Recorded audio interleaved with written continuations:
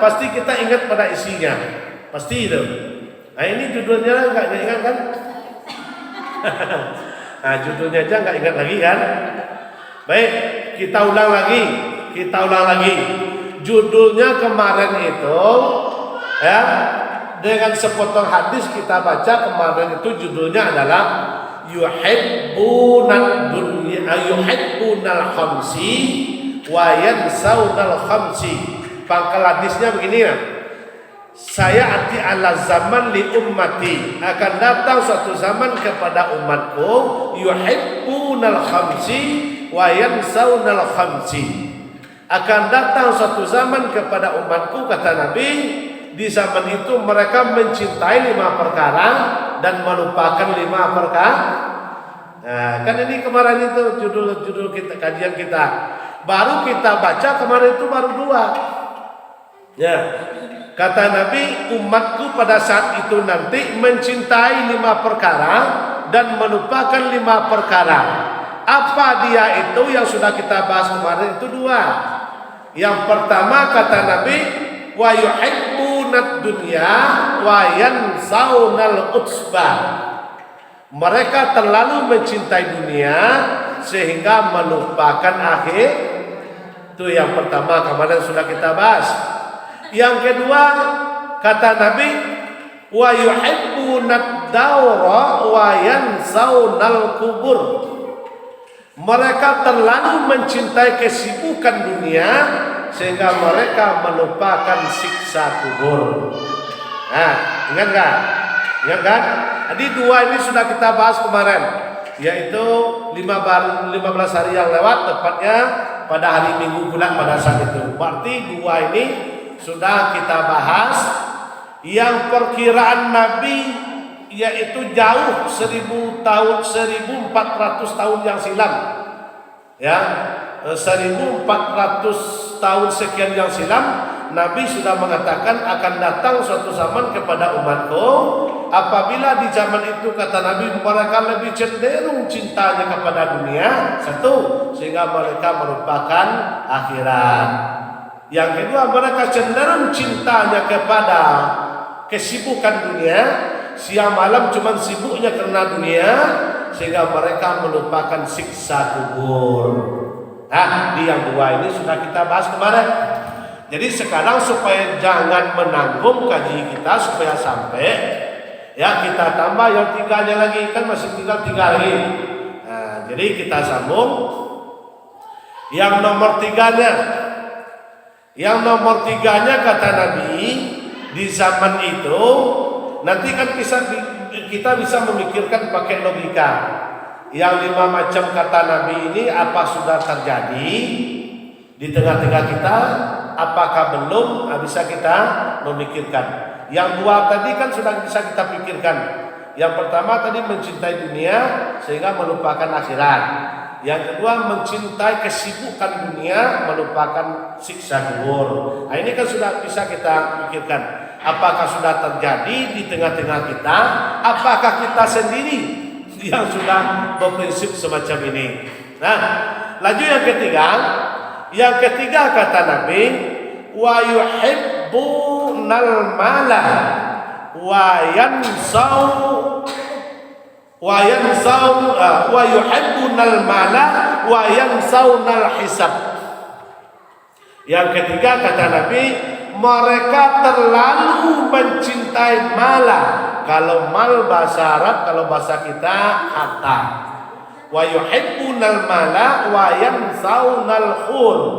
Mereka terlalu wa yansaunal hisab. Mereka terlalu mencintai harta sehingga mereka melupakan azab Allah Subhanahu wa taala. Nah, di ini apa maknanya, Bu? Jemaah yang berbahagia, kata Nabi yang nomor 3 ini akan terjadi kepada umatku. Mereka terlalu mencintai harta sehingga mereka itu lupa kepada azab Allah Subhanahu wa taala. Siang dan malam yang terpikir harta, tapi bukan seluruhnya, sebagiannya ada yang macam itu. Yang ada dalam pemikiran mereka itu harta. Kerja untuk harta, siang untuk cari harta, malam juga ada sebagian tujuannya untuk cari harta. Jadi harta ini sudah menempel cinta di dalam hati mereka itu hanya sebatas harta. Ya, sehingga lupalah mereka itu bahwa ada azab Allah yang telah menunggu kita. Ya, harta yang dipikirkan siang malam, bangun dari tidurnya yang terpikir harta.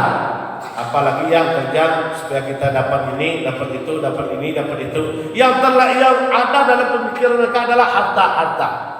Terlalu cinta mereka kepada harta sehingga mereka lupa kepada azab Allah. Sedangkan dalam hadis lain Nabi kan sudah mengatakan, kata bala miskina ahlat dunya wa halalan hisaba wa haraman wa halalan hisaba wa haraman azaba.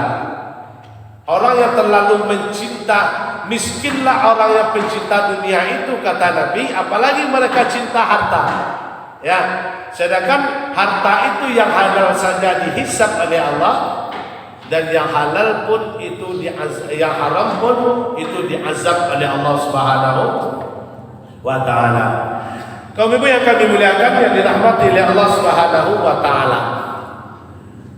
Oh, berarti itu kita enggak boleh mikir harta, Ustaz? Boleh. Enggak dilarang, boleh. Hidup di dunia ini kalau tanpa harta itu ya enggak enak juga. Apalagi sekarang orang berteman kebanyakan adalah, apalagi di kampung-kampung di zaman di zaman globalisasi sekarang, kalau hidup kalau nggak setara dengan orang lain, dia nggak mau berteman sama kita. Sekarang ada berteman itu diukur dengan harta. Bukan tidak boleh memikirkanlah, boleh. Tetapi yang dilarang itu terlalu mencintai harta, itu yang nggak boleh tadi. Sebab dalam Al-Quran sudah Allah ingatkan kepada kita, dalam surah Al-Takasur bunyinya al-aqumut takasur. Ya, dengan engkau bermegah-megah sehingga engkau lupa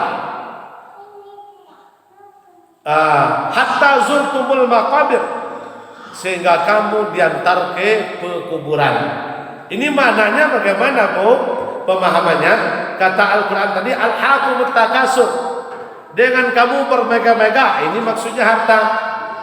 Sama dengan yang kita sampaikan dulu hadis tadi, karena saking cintanya mereka itu kepada harta, sehingga hartalah menjadi prioritas mereka, ya maka hartalah menjadi dambaan mereka, maka mereka bermegah-megahlah dengan harta. Mereka sombong, dengan harta mereka angkuh, dengan harta mereka menyisikan ini kawan mereka atau teman mereka, menjadi sombong dan angkuh dengan harta mereka, sehingga mereka bermegah-megah dengan harta mereka, maka sampai mereka itu batasnya diantarkan ke liang kubur. Ya, sampai mati mereka itu sombong, bermegah-megah dengan harta, siang malam memikirkan harta. Ya, maka inilah orang yang sangat serakah, kata Allah itu di dalam surat Al-Mudassir, itu pun disampaikan juga oleh Allah. Orang yang celaka, orang yang serakah, di situ ada juga dikatakan adalah orang-orang yang selalu menghitung-hitung hartanya. Yang dihitung itu hartanya saja, uangnya saja, semuanya fasilitas mereka hitung. Tetapi tanpa menghitung, yaitu kasih sayang atau cinta atau amal mereka kepada Allah Subhanahu wa taala. Kaum ibu yang kami muliakan, yang dirahmati oleh Allah Subhanahu wa taala. Itu yang ketiga, zaman akan terjadi, kata Nabi. Ini tinggal lagi kita, Bu, menganalisa apakah zaman ini sudah terjadi, apakah zaman ini sudah kita lalui, apakah zaman ini masih di tengah-tengah kita. Nah, ini bisa kita pikirkan. Tapi kalau saya menengok, Bu, mungkin terjadi zaman ini sedang terjadi di zaman kita sekarang. Sedang terjadi. Sebab kami tengok sekarang ini perkumpulan majelis taklim, perkumpulan pengajian, dan kita ukur perkumpulan urusan dunia itu sangat jauh bedanya, Bu. Sangat jauh bedanya. Nah, ini contoh kecil, bukan di sini saja. Ya, kemarin Jumat kami majelis taklim di masjid kampung kami sendiri pun di status. Kalau ditengok, diukur dengan hadis Nabi ini, memang zaman inilah yang terjadi sekarang yang sesuai dengan hadis Nabi. Mereka itu berlomba-lombanya adalah untuk urusan dunia. Kenapa dikatakan demikian, Bu? Mereka itu sudah ditetapkan masalah perkumpulan setiap hari Jumat itu adalah kita menghadiri majelis taklim atau BKMT Nagari setiap hari Jumat. Sementara kami tengok sampai ke Stapus, ke Abai, kampung kita di dusun tengah begitu. Asal hari Jumat itu asal banyak ada orang beralih, nah itu masjid itu sudah sepi. Nah, sepi. Nah, asal ada acara beralih itu sepi lagi masjid. Nah, ini apa maksudnya? Dalam Quran Allah katakan jangan mereka yang menjual kehidupan dunianya kepada kehidupan akhirat, mereka tidak akan ditolong oleh Allah Subhanahu wa taala. Ini apa maksudnya? Mereka mengutamakan urusan dunia. Nah, ini termasuk yang nomor 3 ini kata Nabi, terlalu mencintai dunia sehingga mereka itu melupakan azab Allah. Padahal azab Allah itu sudah pasti sudah menunggu kita. Sudah pasti. Ya. Apalagi memang yang ada dalam pemikiran kita harta, bagaimana caranya dapat menumpuk harta. Tahu-tahu sedang menumpuk harta, mati. Harta sudah banyak, mati. Uang banyak, mati. Rumah bagus, mati. Dinding keramik, lantai keramik, loteng keramik, atap pun keramik. Uangnya banyak. Tahu-tahu mati. Setelah kita mati, dikafankan, disolatkan, dikuburkan, itu kita sudah berhadapan dengan azab Allah. Nah, itu sudah pisah tuh. Sudah mulai azab Allah. Mulai dari alam kubur sudah berhadapan kita dengan azab Allah. Rumah yang keramik lantainya, yang dindingnya keramik, yang sofa kita bagus, yang pakai AC, yang wanginya bukan main, kita tinggalkan. Baru kita terbaring dengan sendirinya di alam kubur. Kanannya tidak ada keramik, kirinya tidak ada keramik, atasnya pun tidak ada, bawah pun tidak ada. Semuanya 4 segi itu adalah yang kita tengok hanya sebatas tanah. Mana itu uang yang kita tumpuk banyak? Mana itu harta kita yang banyak? Mana itu rumah kita yang mewah? Enggak ada lagi. Kita cuma terbaring dengan sendirinya, dipakai bantal 3 buah. Kepala 1, tanahnya dibulatkan sebesar ini, diganjal badan kita 1, bantal gulingnya sebesar ini paling. Kalau orang itu besar yang ngepal tanahnya, kalau orang kecil ya cuma sebesar godok kan, nah, itu bantal kita.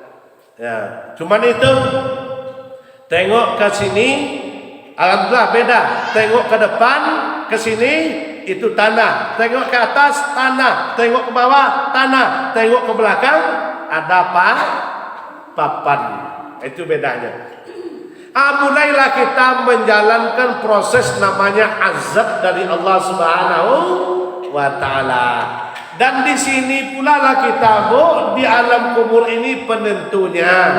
Selamat apakah tidak kita di alam barzakh? Selamat apakah tidak kita nanti di mizan? Selamat apakah tidak kita nanti di Shirathul Mustaqim? Selamat apakah tidak kita nanti di hari kiamat menghadap Allah? Ini penentunya di alam kubur. Namanya menghadap, mulai kita mencicipi azab Allah. Ya, jangan lupakan azab ini kata Nabi. Terlalu cinta kepada harta, memikirkan harta, sehingga kalian lupa, kata Nabi, dengan azab Allah. Azab Allah itu pasti adanya, pasti adanya. Ya mumpung Bu, kalau kita nyampe dalam kubur nanti, di dalam kubur itu kubur kita menjadi seluas masjid ini, ya alhamdulillah. Ya bisa kita berlari-lari kan, ya main ke sini, bisa jualan, boleh juga kalau lapang. Kalau dia sempit, ya. Bisa nggak Ustaz? Kubur kita lapang? Bisa, bisa. Ya. Sejauh, selapang, seluas mana nanti kubur kita bisanya Ustaz? Kata Nabi, seluasnya kubur kita nanti bisanya, luasnya itu adalah sejauh mata memandang. Sekarang ini kalau kita memandang lurus, saya rasa sekitar 10 kilometer itu bisa kita nampak pandangan mata. Nanti luas kuburan kita, kata Nabi, bisa sampai sehabis kita memandang kubur yang kecil itu tadi. Ya. Jadi kan kalau kita bisa mendapatkan kubur semacam itu, kan bisa kita nanti mau tanam sawit, itu kan luas kubur kita. Ya. Ya. Tetapi ini artinya apa, Bu? Kalau kita bisa mendapatkan kubur yang lapang, yang luas itu, berarti hidup kita selamat dalam kubur. Orang yang kuburnya lapang berarti dia selamat. Dengan apa caranya Ustaz? Gampang, Bu. Gampang. Orang yang mendapatkan kuburnya luas itu enggak susah syaratnya, enggak repot-repot syaratnya. Apa syaratnya? Satu saja, taat kepada Allah. Itu lapang kuburnya. Insya Allah dalam bahasa taat ini banyak. Ada yang taat dalam ibadah namanya sholat, ada yang taat dalam ibadah namanya puasa, ada yang taat dalam ibadah namanya baca Quran, ada yang taat namanya dalam ibadah namanya sedekah. Di banyak bahasanya dalam taat ini. Orang yang betul-betul taat dia kepada Allah, maka nanti ketika mereka di alam kubur, kuburnya akan menjadi luas. Kaum ibu yang kami muliakan, yang dirahmati oleh Allah Subhanahu wa taala. Jadi itu yang ketiga, kata Nabi, mereka akan terjadi masa atau waktu, kata Nabi, mereka terlalu mencintai harta sehingga mereka melupakan azab Allah. Baik, kita langsung ke nomor 4. Yang nomor 4, kata Nabi, kejadian dari yang 5 macam ini tadi. Yang nomor 4, kata bala, wa yuhibbunal iyala wa yansawunal hur. Mereka terlalu mencintai keluarga sehingga mereka melupakan nikmat kubur. Di yang keempat ini, mereka terlalu mencintai keluarga sehingga mereka melupakan nikmat kubur. Nah, ini saya mau tanya kepada ibu-ibu. Ibu kepinginnya nanti nikmat kubur apakah siksa kubur? Nikmat kubur itu yakin adanya apa tidak? Nikmat kubur itu yakin adanya apa tidak? Yakin nggak ibu bahwa ada itu nikmat kubur? Kok ragu-ragu? Yakin. Yakin. Siksa kubur? Yakin. Harus yakin. Berarti nikmat kubur itu nikmatul kuburi. Ada itu namanya nikmat kubur. Tetapi karena mereka, kata Nabi, saking cintanya wa yuhibbunal iyala, saking cintanya kepada keluarga, sehingga mereka wa yansawnal hur, sehingga mereka melupakan nikmat kubur. Nah, ini apa maksudnya? Seorang suami terlalu cinta kepada keluarganya sehingga mereka lupa dengan nikmat kubur. Seorang istri terlalu cinta kepada keluarganya sehingga lupa kepada nikmat kubur. Kok bisa gitu ya? Ya bisa. Apa contohnya? Seorang suami yang pikirannya sebatas keluarga, bagaimana caranya ya supaya istri saya sayang kepada saya, anak saya sayang kepada saya, istri saya bisa beli baju yang bagus setiap minggunya, bisa bikin rumah yang bagus, bisa beli mobil, bisa beli motor. Sementara waktu seorang suami yang ini tidak pernah memikirkan amal soleh kepada Allah, tidak mau bersyukur kepada Allah. Berarti suami yang macam ini, kata Nabi tadi yang nomor 4, mereka terlalu mencintai keluarga sehingga melupakan nikmatku kubur. Begitu juga seorang istri yang dia pikirkan bagaimana membahagiakan suami, membahagiakan anak, sayang kepada anak, sayang kepada suami, tetapi lupa mereka memikirkan bagaimana kasih sayang dan cinta mereka kepada Allah. Ya, ini bukan kita tidak boleh mencintai keluarga, bahkan wajib hukumnya. Kami seorang suami wajib peduli. Ahsantum li anfusikum. Laki-laki yang baik itu adalah yang perhatian, yang kasih sayangnya kepada keluarga. Begitu juga sebaliknya, seorang suami wajib mencintai anak dan istrinya, wajib memperhatikan anak dan istrinya, wajib menyayangi anak dan istrinya, wajib mempedulikan anak dan ibu pun begitu juga, wajib hukumnya cinta, sayang, peduli, perhatian kepada anak dan suami. Tetapi jangan lupa ada satu yang kita utamakan, kita sayangi, kita cintai dalam konteks beramal ibadah, yaitu Allah Subhanahu wa ta'ala. Ya, dia nomor 4 ini kata Nabi, janganlah terlalu cinta kepada keluarga sehingga mereka melupakan nikmat kubur. Nah, ini kita akan bertemu, Bu, pasti Bu, kalau kita mau pasti nikmat, azab, nikmat, yang dua ini tidak bisa kita pungkiri. Pasti yang namanya manusia pasti akan bertemu dengan yang dua ini, nikmatul kubri dan azabul kubri. Nikmat kubur dan azab kubur pasti tergantung lagi kepada pilihan kita. Apakah kita memilih nikmat ataukah kita memilih azab, itu terserah kepada kita. Kapan itu Ustaz kita memilih? Bukan nanti, tapi sekarang. Kalau nanti nggak bisa lagi. Kalau kita sudah orang sholatkan, itu nggak bisa lagi. Nggak ada lagi pilihan. Pilihan itu adanya ketika sekarang. Mau nikmat, mau azab, mau laknat, mau bahagia, sekarang kita pilih. Bagaimana caranya? Salah satu adalah yang kita lakukan pada siang ini. Tapi sudah kita bahas luas kemarin kan? Ya. Salah satu yang menerangi kubur, yang melapangkan kubur umat Islam, yang betul-betul beriman kepada Allah, yang cinta kepada Allah, yang selalu mereka itu thalabul ilmi. Jadi ilmu itu, Bu, kata Nabi, al ilmu nurun, ya, wal bakhilu zalimun. Ilmu itu adalah cahaya.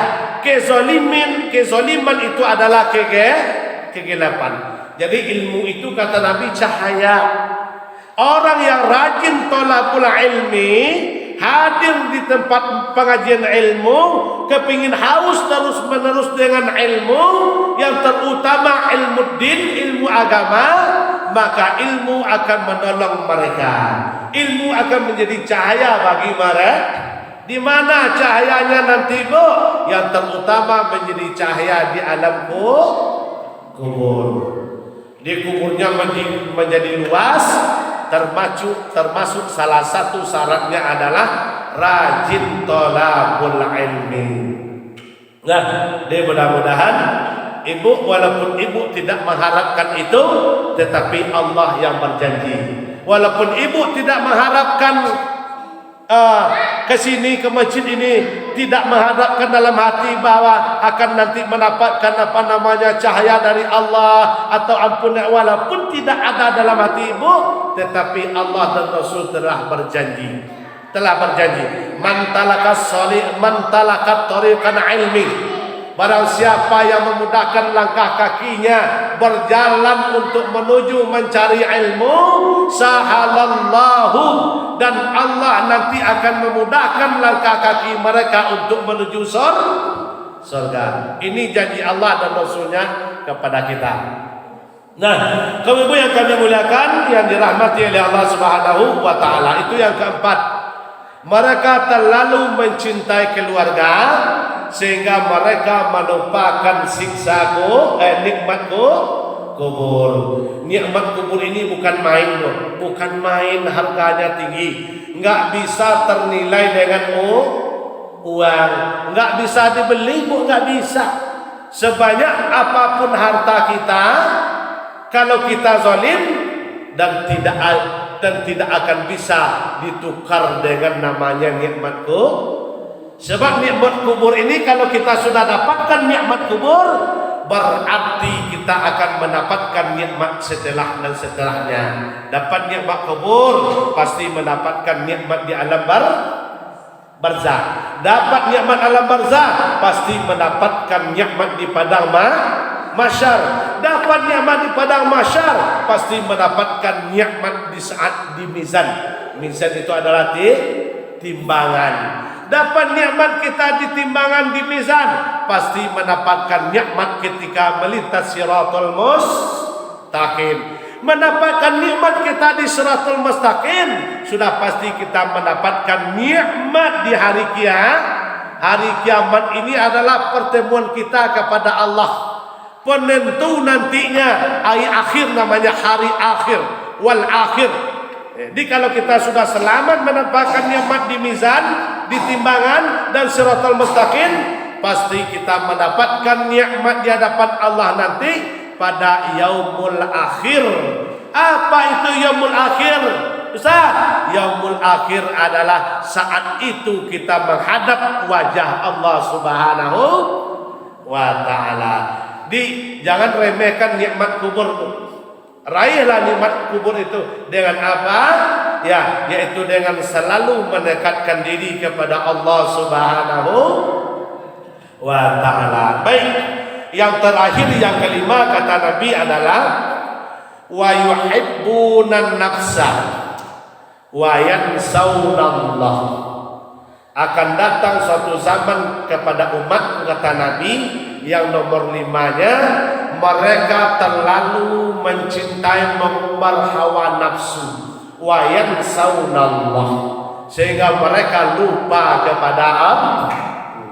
Yang mereka ikuti nafsu, hawa nafsunya, menjatuhkan orang dengan nafsu keinginannya, mengejar dunia tadi, mengikuti nafsunya. Sebab innan nafsa la ammaratu bisu'in.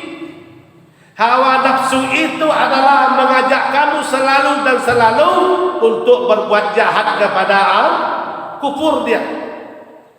Di mereka terlalu mencintai, mengumbar hawa nafsu, kepingin jadi ini, dia ikuti hawa nafsunya, ya, dia jelek-jelekkan si fulan supaya dia dicintai oleh Allah. Termasuk sering menebar fitnah, termasuk selalu menebar hoak, ya, dibacakanlah, disampaikanlah kejelekan si fulan ini kepada si fulan supaya nanti orang lain benci kepada si fulan. Itu adalah nafsu angkara murka itu yang saling menebar fitnah, yang menebar kebohongan. Itu adalah kata Nabi tadi, mereka terlalu mencintai, mengumbar hawa nafsu. Nafsu angkara murka namanya, nafsu jahat. Ya, semuanya dia ukur dengan nafsu, dia ikuti hawa nafsunya. Kan sekarang kan banyak terjadi itu. Kepingin kita mulia, kita merendahkan orang lain. Kepingin kita dipuji oleh orang lain, tanpa menyadari bahwa kita sudah menyatukan orang lain. Ini adalah namanya kehendak nafsu. Nafsu ingin dipuji orang, nafsu ingin disanjung orang, nafsu ingin dicintai orang. Yang penting tujuan kita sekitar kita itu orang itu hormat kepada kita. Ini adalah kehendak nafsu itu selalu dia berlagak hebat, berlagak pintar, berlagak tinggi. Yang penting dia yang paling tinggi, yang penting dia yang paling hebat. Sehingga orang lain itu kecil. Kamu ini nggak ada apa-apanya kecil. Ini namanya nafsu. Di mereka itu terlalu mencintai mengumbar hawa nafsu sehingga mereka itu melupakan Allah. Kalau sudah terjadi yang 5 ini kata Nabi, maka apa kata Allah tuh di ujung hadis? Hum minni bari wa ana minhum bari. Kalau sudah mereka itu melupakan aku kata Allah, dan aku pun akan melupakan mereka. Nah, kita ulang lagi dari pangkalnya. Yang pertama terlalu cinta kepada dunia sehingga melupakan akhir. Yang kedua terlalu cinta kepada kesibukan dunia sehingga melupakan siksa kubur. Yang ketiga terlalu mencintai harta melupakan azab Yang keempat terlalu mencintai keluarga sehingga melupakan nikmat kubur. Yang kelima terlalu mencintai mengumbar hawa nafsu sehingga melupakan itu yang nomor 5, melupakan Allah. Maka dijawablah oleh Allah. Apa jawabannya? Hum minni bari'un. Kalau mereka telah melupakan aku, wa anna minhu bari'un, maka aku akan melupakan mereka kata Allah. Kira-kira Bu, kalau Allah sudah melepaskan kita, sudah tidak peduli lagi dengan kita, ya, sudah menganggap kita tidak hambanya lagi, kira-kira nasib kita bagaimana? Ya, contoh ini kita di Teran ini contohnya wali kita kan di dusun. Di segi pemerintahan saja, contoh wali tidak peduli lagi dengan kita, Pak Jorong tidak peduli lagi dengan kita. Kira-kira yang peduli dengan kita siapa lagi? Nggak ada lagi kan?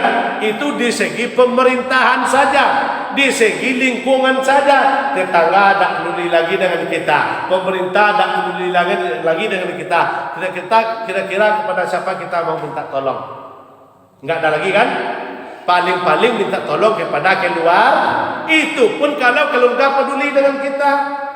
Kalau sudah nggak peduli lagi, itu baru dihidup di dunia. Ini kata Allah, kalau memang mereka itu sudah lupa kepada kita, kepada saya, melupakan saya, dan kata Allah, saya pun akan melupakan dia. Berarti Allah itu lepas tangan. Dia itu tidak hamba saya lagi. Itu bahasa Allah. Kaum ibu yang kami muliakan, yang dirahmati oleh Allah Subhanahu wa taala. Semoga kita tidak dapat atau tidak kena dengan yang 5 macam ini tadi. Berarti kita tidak boleh mencintai ya, boleh hubbu fillah wal bughdu fillah. Cintailah sesuatu itu karena Allah dan bencilah sesuatu itu karena Allah. Mencintai harta karena Allah, mencintai keluarga karena Allah, mencintai dunia karena Allah, mencintai apa namanya lagi? Mencintai dunia, sibuk dunia, harta, keluarga, nafsu. Yang kita cintai semuanya itu batas yang sewajar. Mana wajarnya Ustaz? Hubbu billah.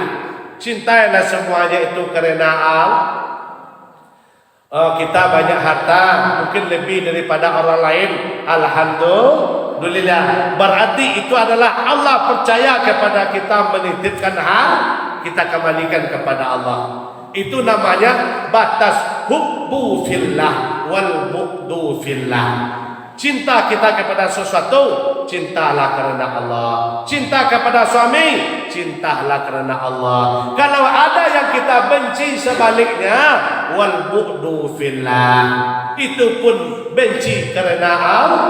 Jangan benci karena pribadi, tapi benci kita karena Allah. Contoh, ada kita yang sakit hati kepada tetangga. Ini contoh. Ya, kita sakit hati kepada tetangga itu jangan karena pribadi, jangan karena dendam pribadi. Tapi kalaupun kita benci kepada tetangga itu, benci kita karena Allah. Apa maksudnya? Kalau perilakunya bertentangan, berlawanan dari hukum Islam, dari tata cara yang telah tentukan oleh Islam, boleh kita benci, tapi benci kita karena Allah, karena dia melanggar syariat Islam. Itu boleh kita benci sebatasnya karena Allah. Begitu juga benci kepada suami, marah kepada suami boleh, tapi batasnya wajar. Mana wajarnya? Marah kita karena Allah, benci kita karena Allah. Apa maksudnya benci karena Allah? Karena suami kita itu kita marah kepada dia, benci kepada dia, karena dia itu tidak taat lagi kepada peraturan Allah. Nah, itu boleh. Dalam hukum rumah tangga itu kan sudah ditetapkan, seorang suami itu adalah menjadi imam, seorang suami itu adalah menjadi sopir. Mau selamatnya keluarga adalah kuncinya pada suami. Tetapi sudah kita tengok, selama menjadi suami kita, dia itu terlalu egois. Ini contoh, egois, terlalu memaksakan kehendak, terlalu sering marah-marah, taat kepada Allah tidak, sholat tidak, puasa tidak, baca Quran tidak, kerja dia adalah marah-marah melulu. Ini contohnya. Ya, marah pula kita kepada dia, berarti ini kita marahnya karena Allah. Benci kita kepada dia, berarti benci kita karena Allah. Ini boleh.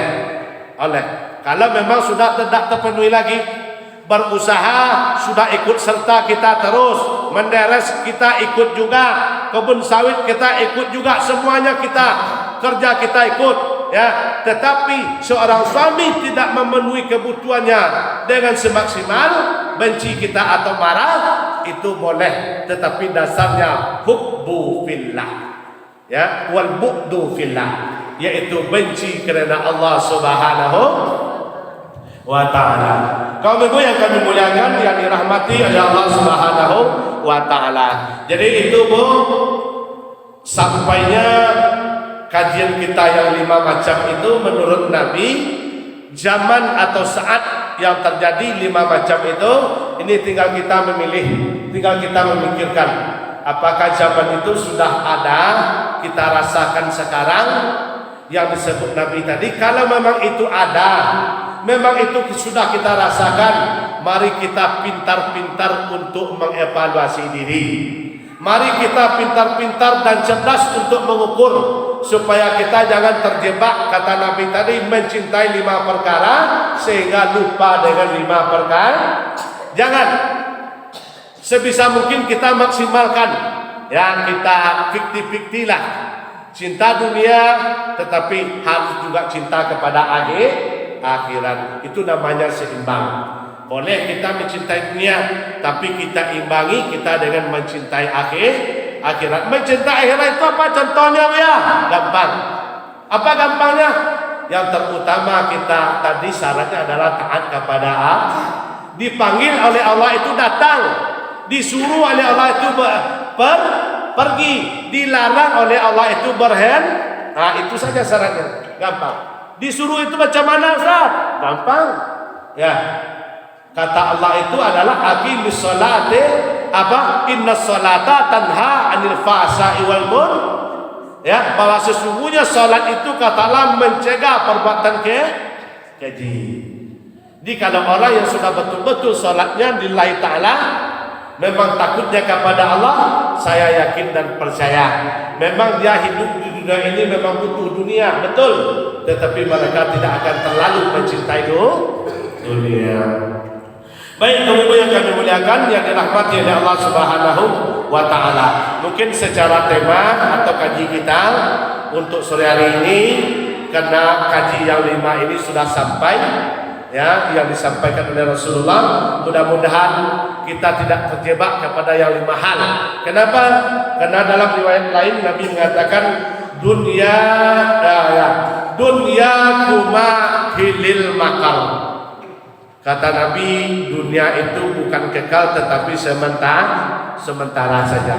Ya, mana tahu ya kita seminggu lagi berangkat pulang kampung, mana tahu sebulan lagi kita pulang kampung, mana tahu setahun lagi, syukur-syukur 10 tahun lagi kita baru pulang kampung. Berarti masih ada kesempatan 10 tahun lagi kita itu untuk beribadah. Iya, 10 tahun ini kalau kuat terus, kalau banyak sakitnya, iya 10 tahun itu penuh dengan kekuatan fisik untuk ibadah. Kalau cuma adanya 5 tahun, 5 tahun sudah sakit-sakitan, ya, tidak berani lagi berdiri, ya, maka janganlah kita sia-siakan waktu dan kesempatan. Ada kesempatan mulai dari hari ini, contohnya, jangan kita sia-siakan kesempatan, ya, untuk mengembalikan, untuk mengimbangi cinta kepada dunia dan diimbangi cinta kepada akhir. Itu saja kuncinya. Boleh kita saling mencintai, itu dianjurkan. Boleh cintai dunia, boleh, tapi imbangilah, ya.